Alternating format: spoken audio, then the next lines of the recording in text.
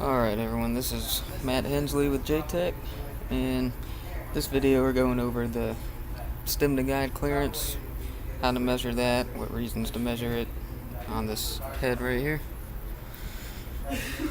So some of the reasons you would have to break down an engine and do this measurement would be oil consumption. So too much clearance is going to be burning oil. Going to be wanting to damage that valve. You're going to hear some valve noises. Can also damage the valve seat. So it's also going to want to damage that valve seat, which is just where it seats right here. So too much clearance is going to want to damage that. And also you're just going to have compression sealing issues with the compression trying to escape out from around the seal.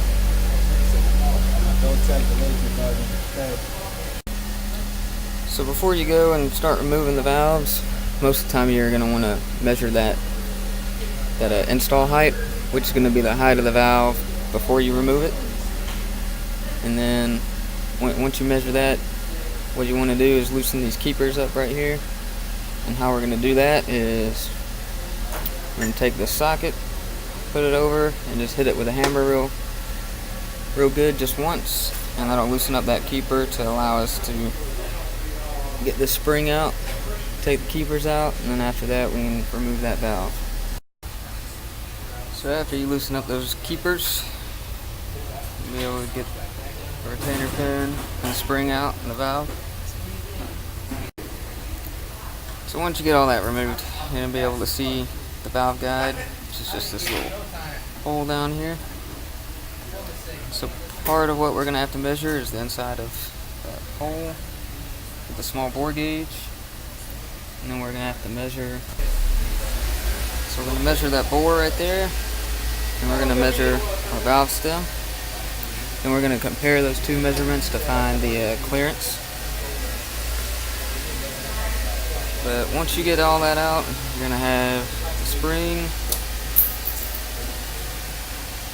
You're going to have the retainer. And then these little keepers right there.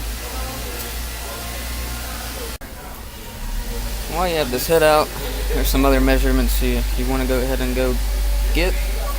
One of them is going to be the spring free height, so you're just going to measure the height of the spring when it's free, not compressed.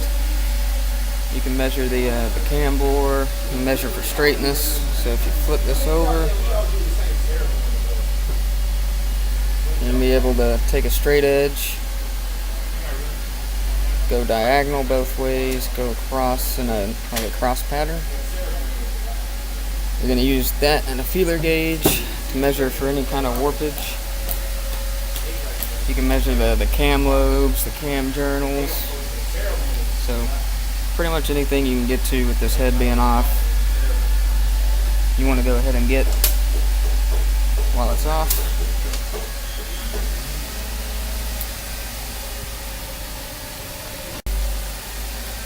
So right here we got our small bore gauge. What we're going to do, we're going to stick it right on that hole. Then we're going to tighten it. And as you tighten it down, it's going to open. And once it's open, we're going to take our micrometer. Micrometer right here. We're going to measure that. And then, like I said, measure this valve stem. Then we're going to compare those numbers and get our clearance. So I'm going to do that real quick. So right here, we got our valve measurement. Then we have our guide measurement. So you want to take away the valve,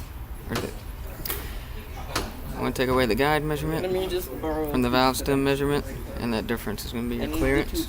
So we have a clearance of 0.0242.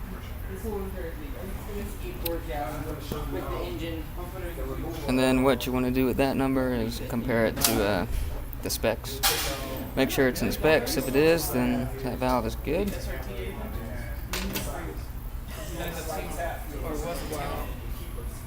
And then there's another way to measure valve and guide play, which is going to be with the valve and the guide and all the spring and everything attached. So what you're gonna do is you're gonna use a dial indicator and you're gonna like measure how much it moves. But overall, this is pretty crucial to how your engine works and how it performs. And then all those other measurements you really want to get while the head's out of the engine.